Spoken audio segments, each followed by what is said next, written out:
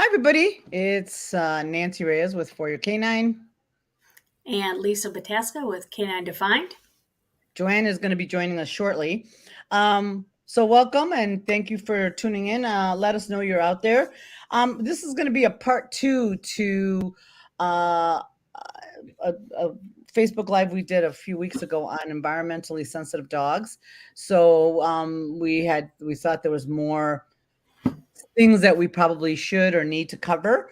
So that we didn't get to because there's so many different types of environmental sensitivity. So we thought we'd kind of wrap up and kind of piggyback on the one we did before.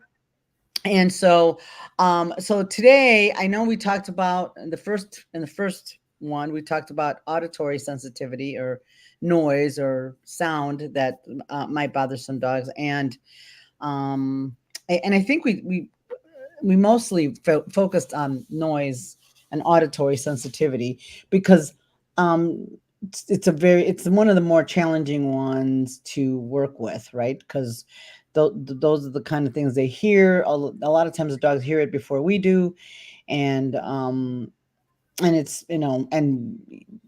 it's a much more challenging thing to manage. But today we're going to talk a little bit about more visual environmental sensitivity to kind of address our German Shepherd type and herding breed type dogs, as well as we're going to talk a little bit about olfactory sensitivities too, even though you don't see that very often.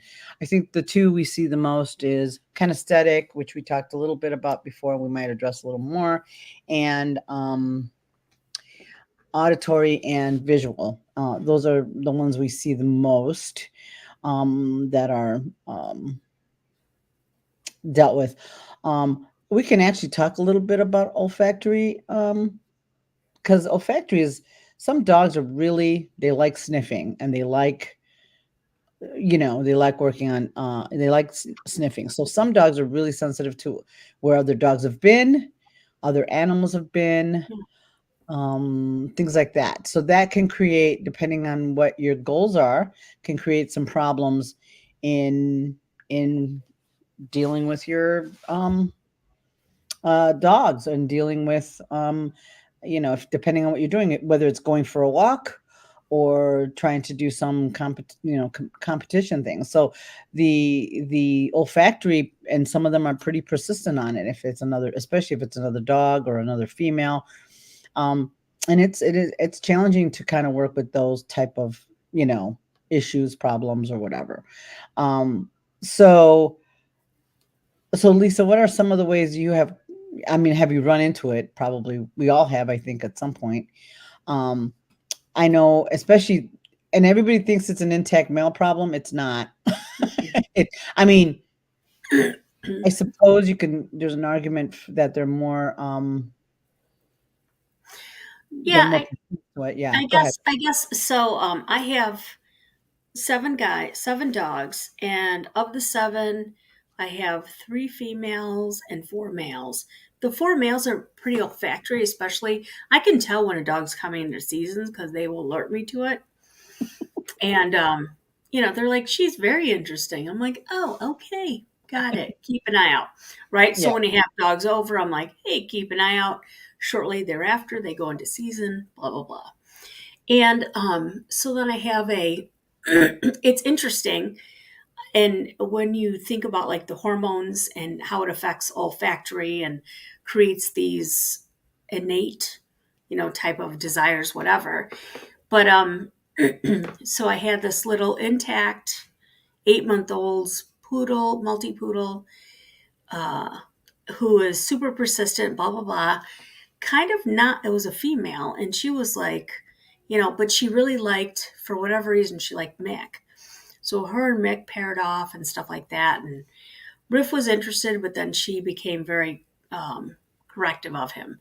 But like, it's very interesting, right? To see whether they're spayed or neutered, they still take interest in each other, Hmm. regardless, because of the smells and stuff.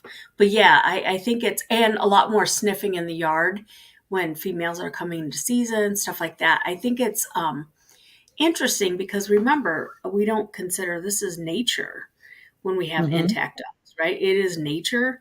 It's not something that we can necessarily change based upon the persistence of that olfactory situation with that individual. So yeah, Right. it's And some dogs, they are interested in other dogs, whether they're friendly, like they start sniffing or tracking other dogs, whether they're friendly to other dogs or they're reactive to other dogs. It's the same behavior. Don't you agree? Like if whether they love other dogs or whether um, they don't like other dogs. It's the same. Their interest in sniffing and checking and just checking out the environment, sniffing it out is almost identical. Again, the persistent doesn't matter yes. whether the dog is super friendly or the dog is whatever it is. So.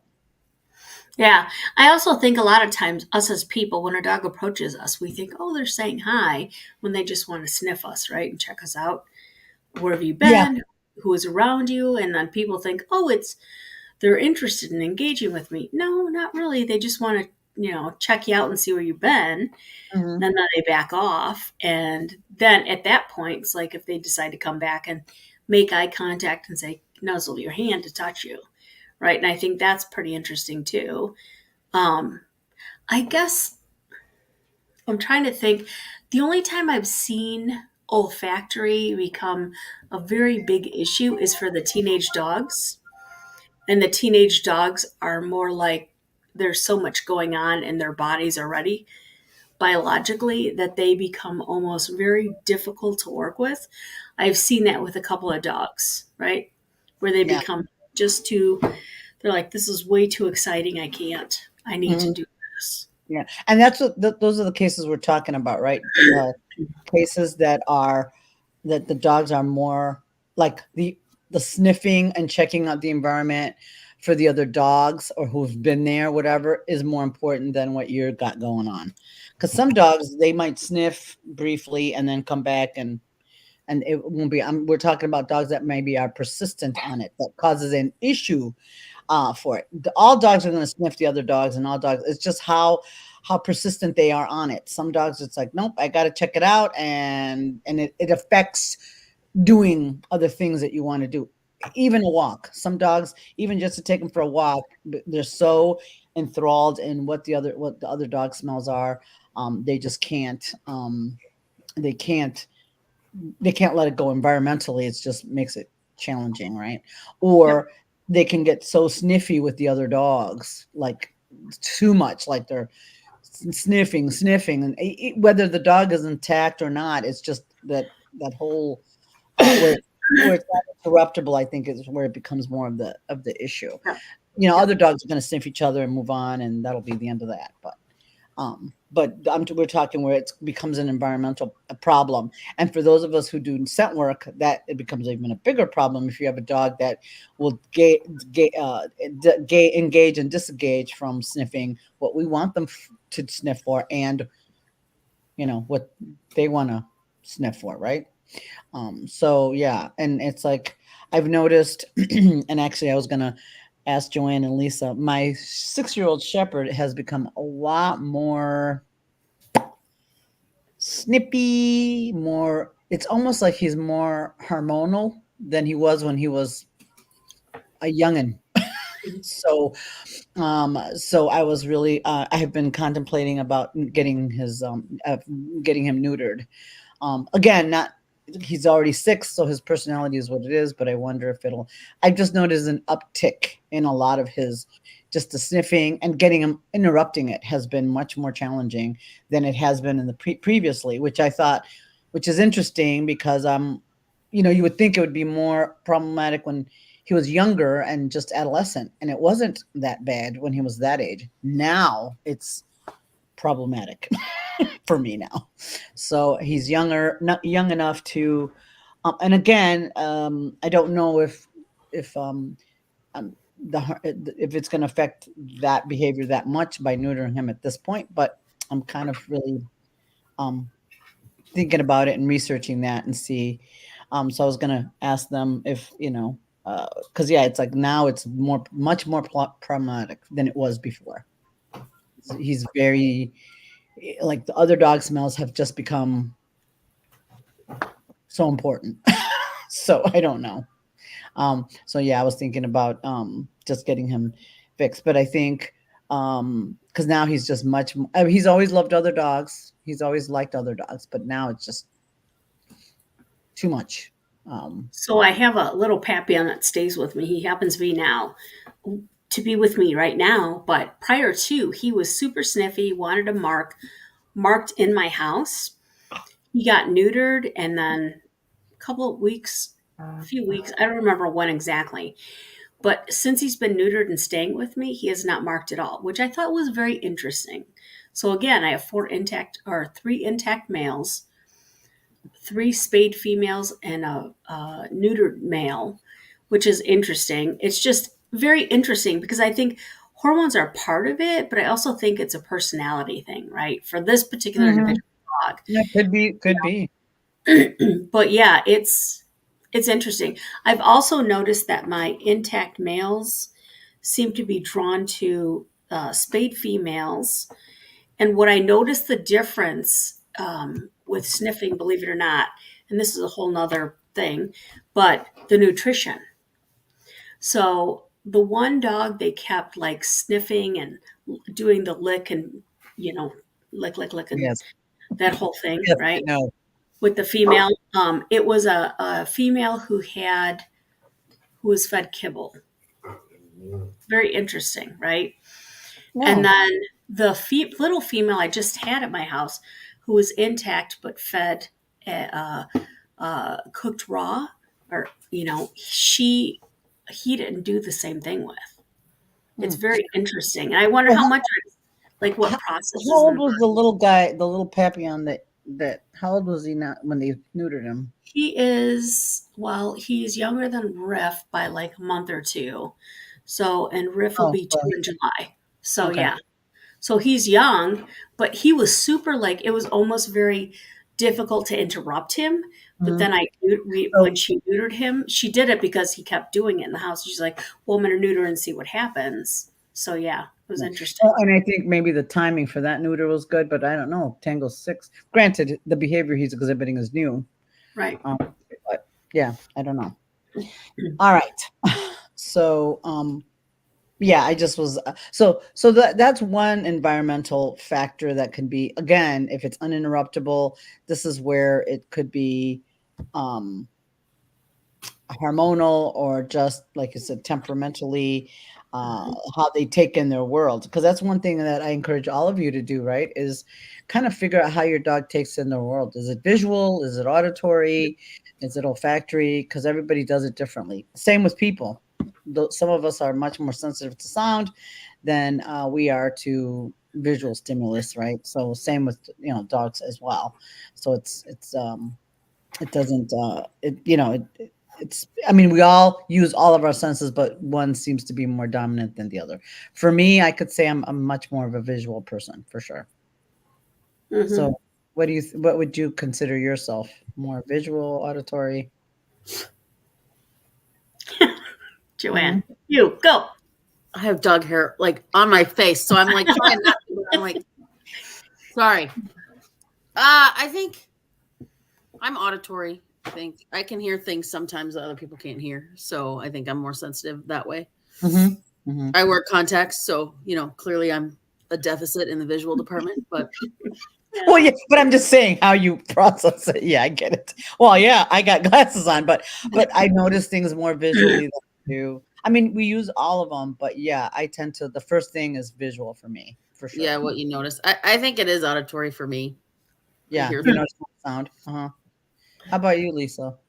I think I'm more visual, but I will tell you what's crazy interesting is, so it's been a crazy challenging week for me with all the stuff going on. So I was so exhausted. I'm laying in bed, and all of a sudden I feel something crawling up my arm. I'm like, I don't know what it is. I don't know what it is. I don't care. I'm too tired. I like scooped it up and I flicked it off. And I was like, I don't care. Then on that was Friday night. Then on Saturday, I was driving and I'm like, oh, I was scratching. Oh, I feel something. Oh, look, it's a tick. whatever. I threw it out the window. I'm so freaking tired. I was so freaking tired that I was like, I don't care. I just all my other, my concerns, and usually I'm like, oh my god, it's a tick. It's terrible. But I was so tired. I was like, I think that's something that we don't consider with dogs, right? Like it is a real thing. It's like, if we don't get enough sleep or we're exhausted for some reason, it's going to Mm. affect your other senses. Like for me, usually I'm not. I'm like, oh my gosh, this is terrible. It's a tick. We have to like burn the house down, type of thing, right? But and I don't think that we realize that that is a real thing for dogs too, right? Right. Hypersensitivity versus not so sensitive, Right. dull. And So and it goes back to anxiety, right? Like dogs that are hyper vigilant visually, like some of the herding breeds can be, and some of the shepherds and all that. Some of the working line dogs can be more visual. Um, and we're talking about hyper vigilant. All obviously herding dogs and working dogs are going to be more, visual because that's that's what what. they're bred for. Yeah. Yeah, no, I'm talking about where it's uninterruptible. They're going to be looking and they're going to be worrying and focused on something that you can't interrupt it. But we're talking about being environmentally sensitive to those things, right? So And hyper aware. hyper aware of, I don't know, a person walking down the street that they, and they can't let it go, or you can't interrupt them, or something that they're worried about, or in some of the more challenging cases, it's if there's something in the corner, or if there's an umbrella or something that catches their, something that it's just something that affects their ability to work or to do anything, something that scares them and they can't recover from that, right? Some dogs, like if they see something, they're like, oh my god, it's a whatever it is, and they can't recover from that. How do you work that, right? How do you help them be less concerned about it? And I'm going to be honest, and I don't know if Lisa and Joanne will agree, that it's easier to deal with the visual hypervigilance than it is auditory stuff. Don't you agree? I think. Go ahead. Go ahead, John. No, go. You go. I think the auditory is hard because it's hard to control. And then there's so many components, right? Frequency, what the reverberation is, stuff like that, that we don't even consider. So I think that's why it's hard to do things like counter conditioning certain sounds, because we don't know the depth of it for that individual dog. And again, as you pointed out, dogs are more, some of their senses are more intense than ours, right? Visual is probably the last one, like auditory and olfactory by far, but auditory as well, I think is really high at a different level than we can even begin to imagine. Mm. Yeah, I think sometimes too, if they're not born that way and they've had an event, it's just really, really hard to get away from it, to counter condition it. Because if something was traumatic enough, Auditory, you mean? Yeah, I mean, yeah. Right. I mean, if the dog as a puppy, right, and the kitchen cabinet broke and everything fell onto the floor and it was in the same room, I mean, that can be enough, to neurologically scar a dog and just have it. Once it's there, it's really, really hard to get rid of. I mean, yeah, 100%. So I think that's why you've heard us say too, like, we're really, really careful with puppies, but sometimes accidents happen. Like, you can't predict your shelf would break, you know what I mean? So that would be one of those accidents that's like, oh my God, I'm going to do everything with sound for the next 8 weeks to do the best I can to help that. But if an event like that happens, or God forbid, a puppy something happens to it, right? So, yeah. Well, like Roomba is more auditory. She gets more worried about sound and things like that. So I know that going in, so I'm aware of the thing that she has that's amazing is her recovery, her resilience is great. she's like, ooh, that's scary, but okay, I'll still keep going. And I think, um, and Felicia said, "It's I'm audible too. No surprise, my dog's audible as well." Well, yeah, and one of the problems with your dog Felicia is her recovery is it's hard for her to recover from an event. So Yep. that's what makes it hard. It's not that they get scared, and all the dogs notice noises and sounds, and they can get scared by some of those. It's just how they recover from it that makes it um, challenging. So like Roomba is she recovers relatively quickly, not super fast, but good enough that it's like it's made it easier to work with that problem. It's still something I need to be aware of, and it's going to be part of who she is forever. But so I'll know, like, if we have a trial in a shooting range, it's going to be a little more challenging. but then I can make decisions based on the information that I have and that I know, right? Well, I Um, think we need to talk about, so like, there's a startle, and then there's a point where they decide whether they're safe or not, or it's not, right? So that's what we're talking about in terms of recovery. So like, if somebody, if I wasn't tired and I saw the tick, I'd probably have flipped out and like, oh gosh, and almost crashed my car, right? But when I was on my game, it became much more challenging to, when I'm on my game, it takes a little longer for me to recover, because even after, and what the difference is, like, even after I threw it out and I knew it was gone, I kept checking. I'm like, oh, a little persistence. Oh, do I have any more? Is there I do somewhere the else I same don't thing. know? I'm like checking everywhere, and so then I think it's like the return to homeostasis, right? Somebody tells a joke, you fall off your chair, and then you come back up, and you're like, okay. But if you're on the floor for like minutes after the joke is told, that's a problem, right? So it's non-functional. And I think that's important to decide, to talk about, is the recovery of it. Recovery is a bounce back, or emotional regulation, the ability to Yeah. come back to norm and get back to work and say, okay, we're good. And I think, like, if we were to define it, like, if it's minutes, I don't think that's good. Like, Yeah.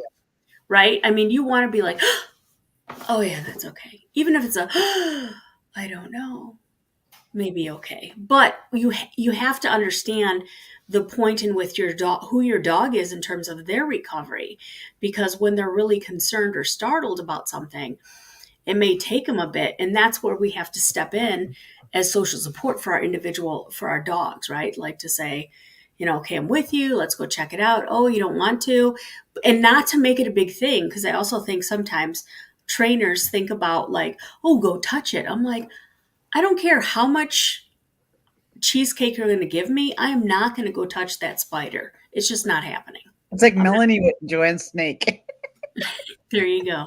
I Joanne's can like, see come it. on, look how sweet she is. And she's like, She's nope, adorable. not touching it. I keep persistently trying. Yeah. Yeah. No, I did. I was like, yeah. I mean, she was cute.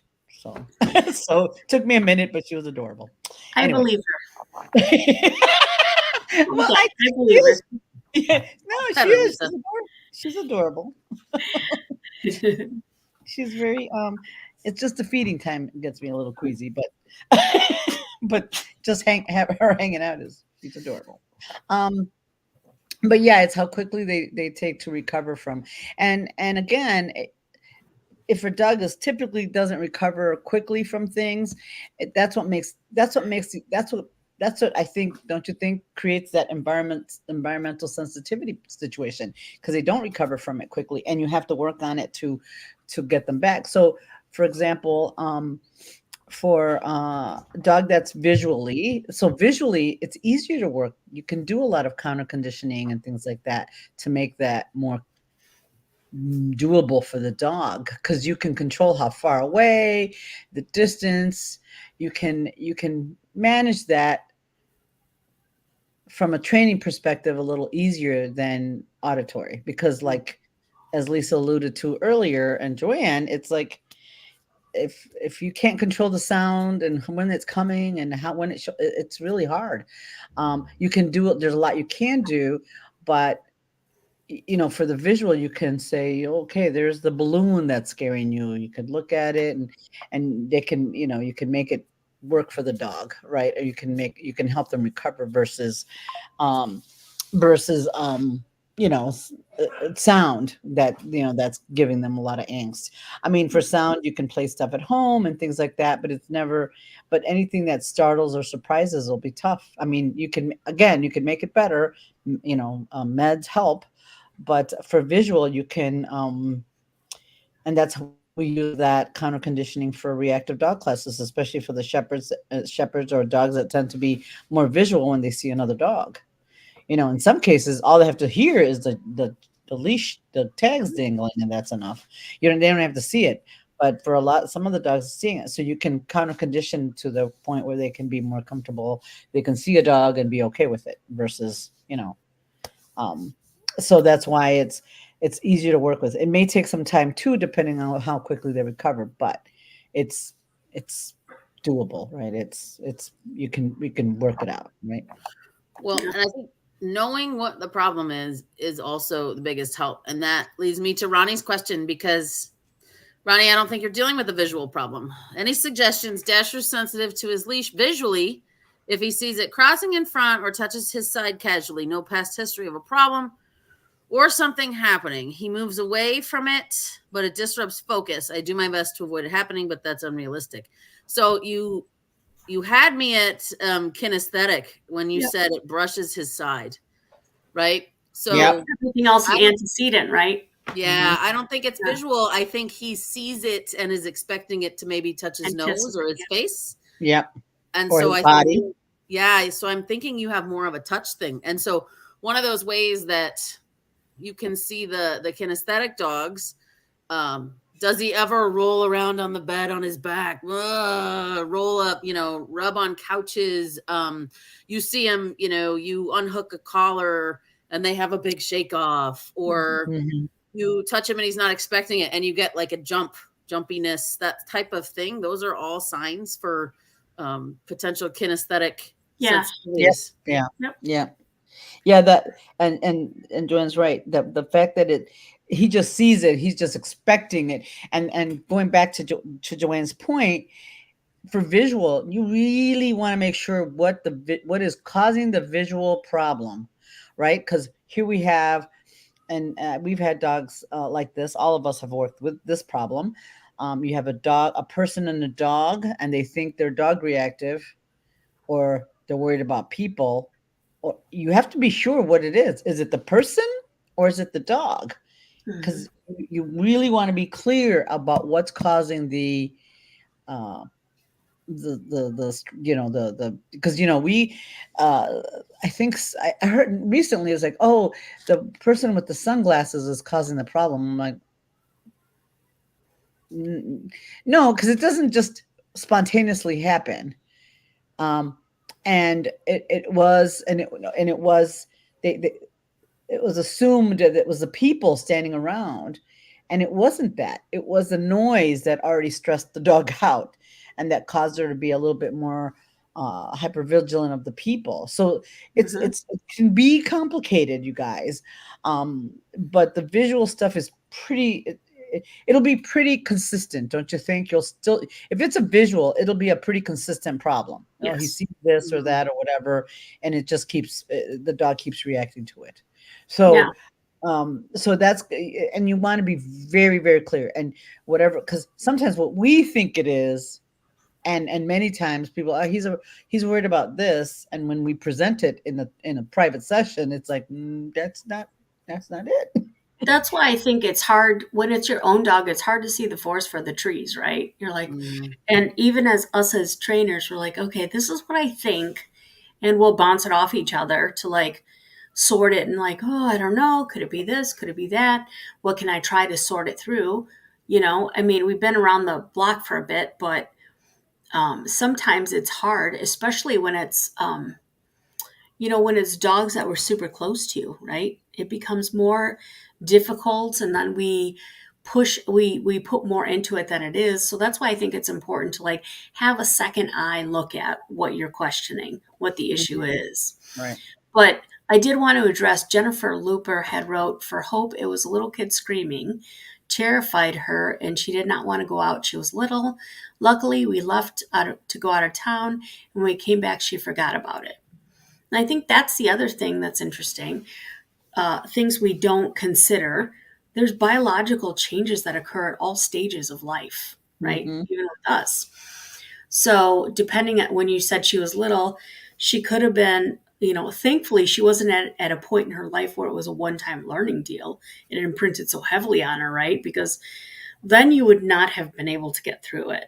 But that's why when we look at dogs, we want the dog who's the most flexible and adaptable to changes and is able to bounce back quickly because it makes our lives and jobs easier. Like, let's be honest, right? So, like, I would prefer a dog who is like, hey, ho, that's interesting.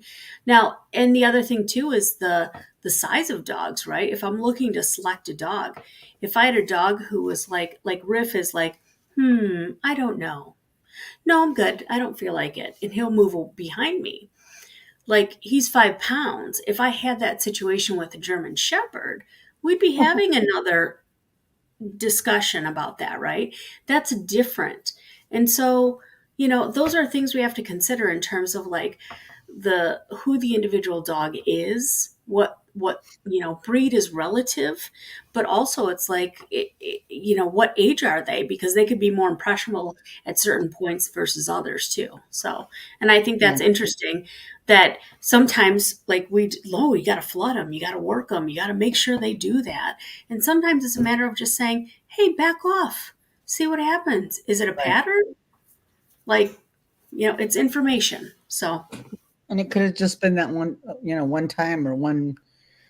That's what I mean. When we talk about environmental sensitivity, it's a persistent situation that keeps coming up. Not like just happened once. And Adrienne Levine, she had our dog's now 10. And yes, it's absolutely normal that dogs become a little bit more sound sensitive as they get older.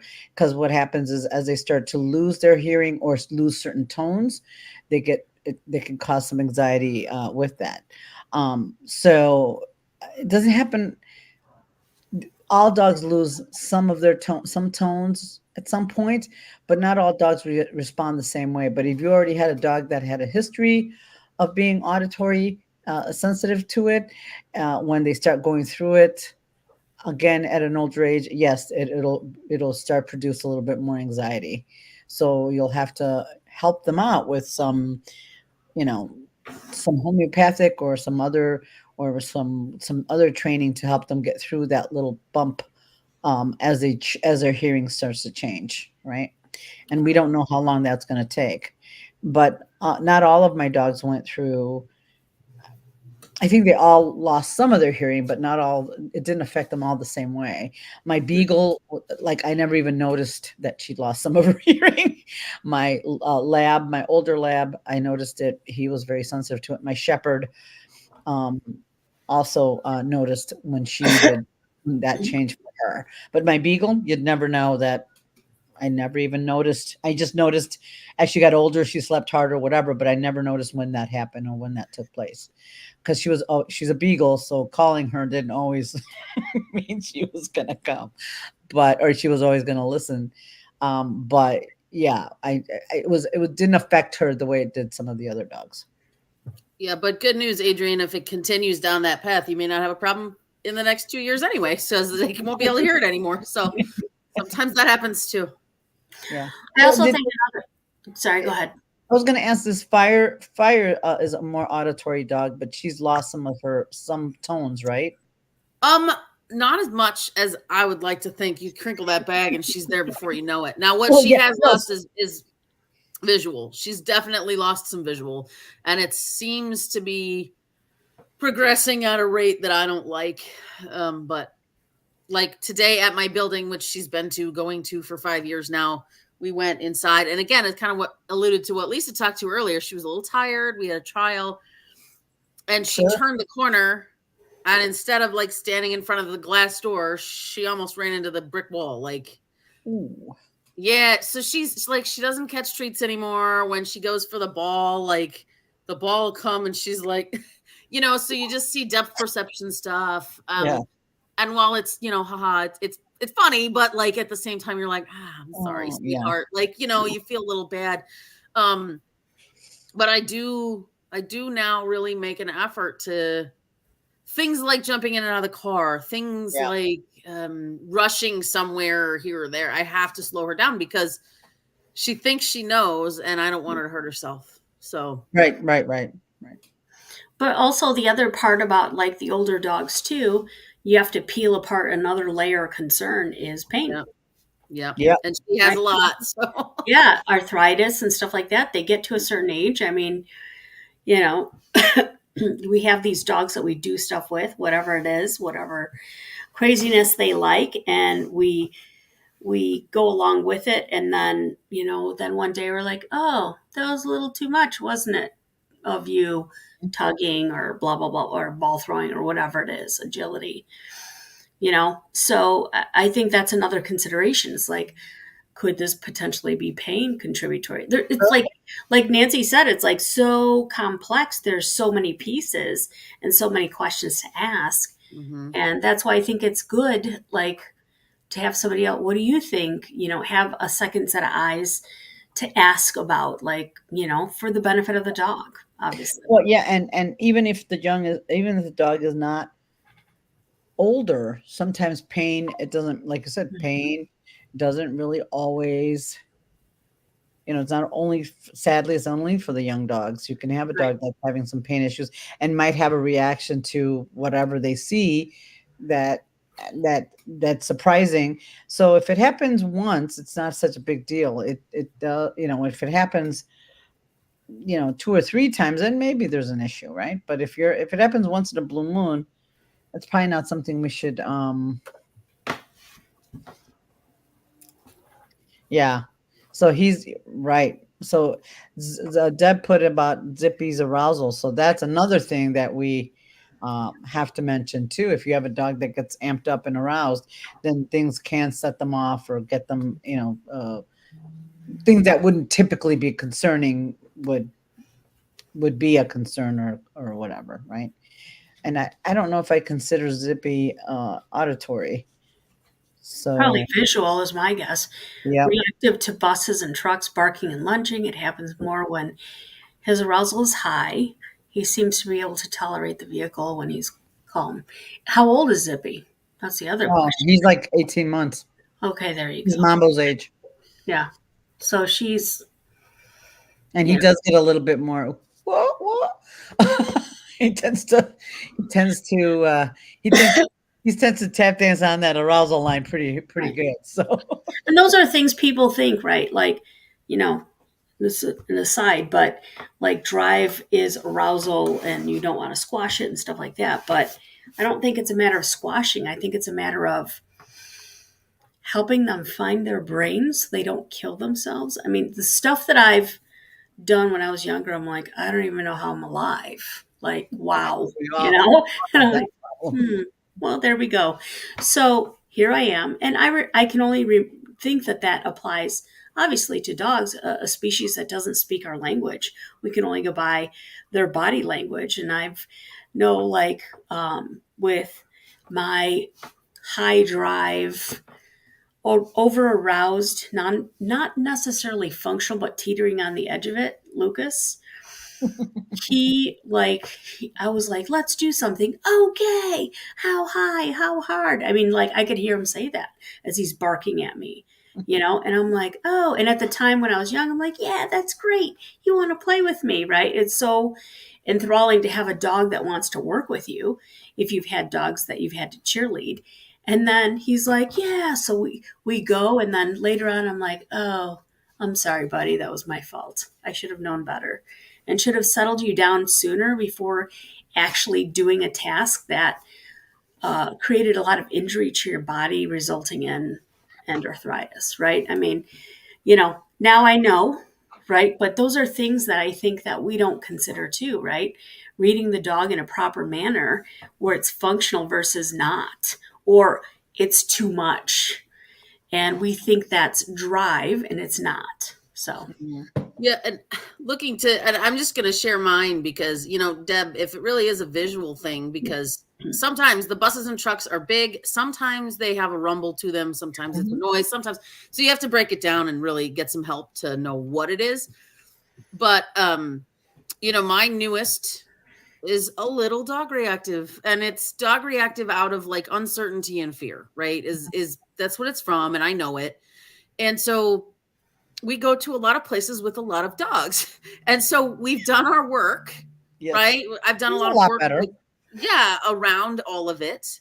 However, if arousal's high, or we've just encountered somebody pet him and he's a little like, woo, that was a lot. And then we see a dog and then a dog walks by us. Right now we're stacking things on top of each other. So what I have done, and this isn't like some magical trainer tool, I just tried it and it happened to work. I've created a verbal for him. And when I see that he truly is like, dog, like, he has that definite, it's on my radar dog, I just throw out, and again, the words do not matter, but I say, mind your business, doesn't concern you. And that's like a huge, long, anthropomorphic human sentence, right? But for me, it's something that is like, it's not an angry tone.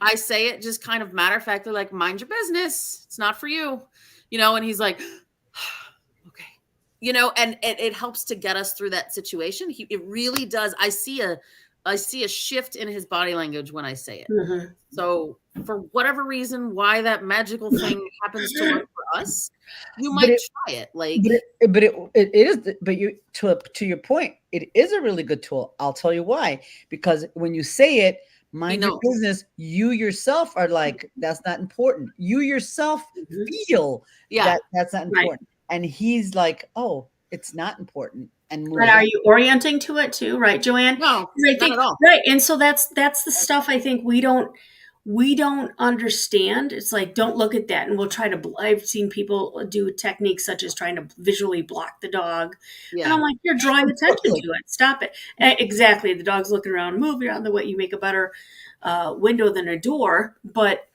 I think that's something else. And so like. For Legs, which is Family Dog Mediator, Kim Brophy stuff, she has a hack. It's called Mr. Rogers hack, which is pretty much what you're saying. Is basically, or she has another one, Let It Go or Shake It Off or something like that, so that the dog lets it go. But I do think that sometimes we almost take it, like some of us babble out of nervousness, but some of us are effective in what we say, right? Yeah. You're like, oh, look at him, stop it. It's okay. Come over here. You're fine. Let it go. And our tone, the intonation of our tone makes a difference. But yes, Amy, I think it's the matter of fact tone that it is critical. Yeah. So like Deb, like I think they also, and Nancy says you live in the city, right? So I don't know how many trucks and buses you see. I'm guessing it's a bajillion, right? But like maybe find somewhere where traffic's a little less. And so, like, just what runs through my mind is something fun that you're not going to be like, right? I might say, and it would work for a bus or a truck, right? As you see it coming, I might go, wheels on the bus go round and round. Right? That's great. But it's something fun. It's a little song you can sing. And he's like, what? Where? Right? And then you see it. Oh, good boy. There it goes. And then you can like treat him and, see what happens. But I always try and find something for people that, again, the tonal stuff really matters. And like, if you can have fun or really truly be indifferent, and I think being indifferent takes skill, but have fun saying something where it's like, you can't really be like, wheels on the bus go round and round. So, something fun like that might be helpful. That hovering over the nuclear war button. Oh my God. Oh God, shark, Right. But she talks about, I try to anticipate them coming and seeing them before he notices and gets his attention and feed lots of treats until they pass, hoping to associate treats with buses. Here's my thing on that. If he is if you try to anticipate, he's like, all of a sudden you're getting weird. Yeah, When exactly. this is happening, your weirdness says this is going to happen. So I think, like Joanne said, your intonation and something that and be careful, don't hover on the, detonation button. You're going to be like, oh, look, that's that. Da, da, da. You know what I mean? You notice it as well as him. And then you kind of like nonchalantly say, oh, that's interesting, blah, blah, blah, whatever. Right. Right. But if you're like, here it comes, have some cookies, right? The whole behavior sequence of that and again, analyze yourself. Are you doing this? I'm assuming. But I've seen that happen Yes, in that I get regard. But that can be, if you yes. are if you're anticipatory, looking around like, oh my God, think about your behavior and what your dog sees you doing. And they're like, okay, weirdo alert, crazy's gonna happen. Well, So, and Deb has had 10 plus years of practice when she had Mindy, that anticipatory, oh my God, there's a dog coming. So it's probably it's very easy for her to probably default to that behavior because, it's familiar, right? Right. Instead of just be like, it doesn't matter. well, it's a habit, right?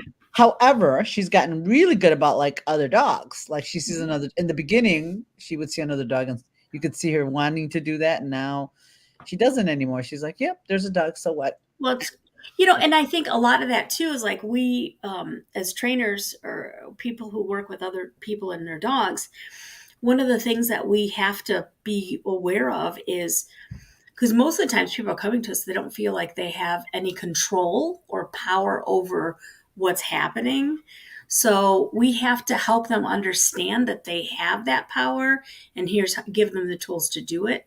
Mm-hmm. And then once you see them have that tools, you see things start to slow down. You're like, good, I'm glad, it's good to see for sure. Yeah. Yeah. But I would say definitely, Deb, Joanne's suggestions, I mean, they're great and Joanne legit can do that with her dog. Like, don't mind your business. And she really means it. It's like, man, we don't care. Let's go on. And he goes, oh okay. All right. I guess it's not that important, but it's not like, don't, okay, here comes the, right. So, and again, it goes all the way back to how we respond to it and we worry about it. Like if we have a dog that's reactive and he has one woof, it's not the end of the universe. It's okay. Dogs bark. I think we get so charged up by certain things, especially those of us that have visual dogs, because we can see it too. And if we're visual people, we notice it, and the dogs are like, it's no different than if you're in a crowd of people and you're looking at something, that crowd of people is also going to be like, oh, what are you looking at? Mm-hmm. So same with the dog. If you're with someone and you're looking, they're going to look too. It's just natural. So all our animals are going to do that. So if you're more visual or you're going to be worried about it, the dog's going to notice it and it's going to feel that. So with visual environmental sensitivity, you can work on it and all that, and you can make that better with a lot of kind of conditioning and dog to dog reactivity and helping the dog feel comfortable around that visual thing, whatever it is, right? Person, dog, umbrella, tree stump, whatever. And don't forget, if the dog is really seriously anxious about it, you might need, again, going back to the meds, you might need some help. If it's too challenging or too hard for the dog to let go of something, because usually with visual things, your distance can be your friend. You can move further away, and the dog can function, and so on. Versus, but if you're 100 feet away, and the 100 feet away, and the dog still has a hard time, then the dog might need more help. But you don't know until you kind of test out what the problem is. I remember years ago when I was in Schiller Park, I don't know, Lisa, do you remember that Doberman that we were the full length of the building, and she was like, her name was Amber. I'll never forget her name. Yes. You remember? And she was like, I mean, it was the whole length of that building, and she was still like, I I see that dog and I can't come off of it. So it took a long time, and over time, she did great. She ended up having doggy friends. She had more, but it took a long time to help her counter condition that. But for the visual stuff, it's easier for us to do because we have the gift of distance, hopefully, and time, and be able to work that out, right? And where they can get better about it. Again, as long as we're not talking about prey drive, because that's a whole nother. Yeah, and I will tell you, I actually worked with Lisa with a dog. Same story. We were entirely. What was it? We were at the farm, I think, and we were entirely across the building. Yeah. And she wasn't. It was like she would come out with a dog and go right back. Lost it for an hour and a half. Yeah. And so, right, like she's like, I don't know how to help you, which is a real honest answer from a dog trainer, right? Like, I don't know. Like, I don't know what else to do here. It's out of my toolbox. It ended up being his liver. So, you know what I mean? Like, if you go to someone professional and they really, maybe get a second opinion if you're not super sure about that person. But if two people and you can't make any progress, don't ever forget that medical. Yeah, medical can have a really big impact on some of this stuff. And sometimes you just have to, you're never going to make progress unless you can deal with something medical. And unfortunately, right, that dog made it to 19 months and he died.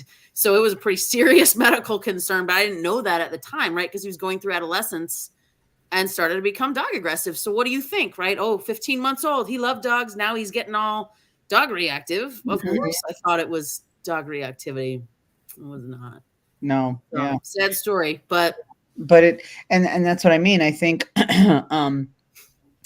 if it's, depending on the severity of the environmental sensitivity, right? There are things to work on to make it better. And if you're at an impasse where you're not progressing, and that's the thing we tell everybody, when you go to a dog trainer, and this is what I don't understand, and I know I harp about it all the time. When you go to a dog trainer, your dog should improve. If you're going to a dog trainer and your dog is not getting any better, I'm not sure why that's happening, because that, even if it's for dog sports, your dog should be getting better or should be improving. If they're not, why? You have to ask the question why. And so, it's like you should be looking for you should be able to see some progress. And yes, sometimes, like in some cases I've worked with, and all of us have, the progress is really slow. Yeah. And that's when we sometimes have to go, okay, we need something else. We need more help. There's more to it than just X, Y, and Z, right?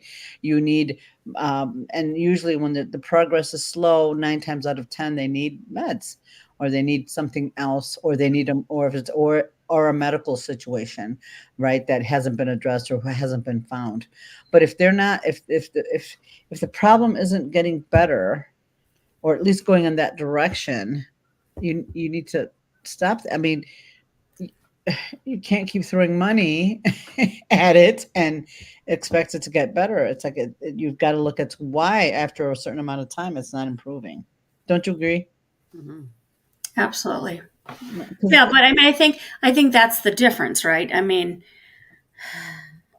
like one of my things that I'm like, oh, please, I wish more trainers were more attuned to body language and opened up more education, because I don't care what kind of trainer you are. I don't care what you train, how you train it, blah, blah, blah. You have to be able to read the dog to say, hey, your dog is not physically okay to do this, and they look like they're in pain. And the problem is that, with there not being any regulatory body, it becomes very difficult to, you hear somebody like, I remember, and I'm still, it just amazes me. I'm still hearing the stuff about, well, I looked it up online. I tried to pet the dog. It was eating, stuff like that. I'm working with that particular case like that right now. And, the dog is brilliant, but now has been counter conditioned to, on the opposite realm of what they were trying to accomplish, the dog's now becoming stiffening and stuff like that. Granted, she's 5 months old, so I have high hopes that we can affect it, but them approaching her while she's just eating, even to toss a cookie in, has made an impact on this dog that's like stiffens up when she eats. So we have to back it all the way back, right? And I think the problem, and in some cases, everybody wants to hurry up. I wish I knew of a magical button or a potion or a pill to like give a dog to make them be perfect in that person's eyes. But perfection is relative, right? But I think that's something that we also have to realize is that the information that you're getting is only as valuable or beneficial based upon that individual's expertise or history or experiences, So, I think about it too. It's like if I went to a doctor, I'm like, I have this problem. I go to a doctor who just got out of college or got out of, not college, but you know what I mean, doctor school. And they're like, oh, it's this. And I'm like, okay. And then I'm a little hesitant. I'm sorry. Experience speaks a little more to me. It just does. But anyway. Well, yeah, but at the same time, you can go to the 65-year-old cardiologist and he's like, I haven't changed my method since 1972. So you need something. I don't want that either. I know. So you need something in the middle, right? Right. And I think that's where the conversation happens with the individual trainer. Like, if you're not getting, what can we do? I don't see it. If you're not getting information or they say, keep doing it, there's something missing. Oh, and also, I wish I could say that I was right all the time. And I'm, everybody that comes to me is perfect and they do great all the time. And I wish I could say that that's true, but it isn't, right? Because sometimes, we've made some, all of us have made some wrong calls and we're like, oops, that wasn't it. But you learn from it and you keep learning and that's why we keep going keep seeing what's out there. Our industry is evolving a lot as we go. And there are people out there trying to, do better and know better. So, just got to, as long as you keep trying, it works out. But yes, since we are not regulated, it's tough. So I hope you take away for those of those dogs that are visually sensitive, use distance, the stimulus gradient, distance, intensity, and things like that. And you can affect that easier, if you will, not perfect and not, quick either, but you can affect it a little bit more because you have a lot more control over the stimulus because it's visual, versus an auditory situation. But you can affect it relatively easily, and work on it more, because if whatever that is, if it's another dog or people, you can set yourself up where you can be successful to work on some of that to counter condition it. And if you're not making progress where you're not able to, and so you're working on duration, distance. So initially it's going to be distance, short duration, little, distance. Can they handle that? You want to get to the dog where the dog can see the visuals, the visual stimulus, and look back at you and check in and be okay and comfortable. And over time, move closer and closer. Short in the duration, keep it short. Or you can stay where you are distance-wise and just stay there longer. So it's balancing those two things to get to kind of achieve where you want to be able to get, right? Depending on what's concerning the dog, or, and in some cases, allowing the dog to go check out that thing that's scaring them is maybe some dogs, that's all they need, is like to be able to check it out.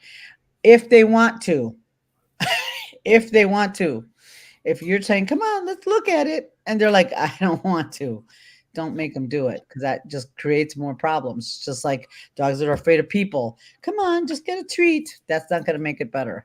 Right? It's got to be the dog's idea. Anyway, so I hope this gives you some food for thought. Again, like always, at some point, we definitely want to get some video of how to work some of this stuff. But right now with our schedules, that's going to be a little bit down the road.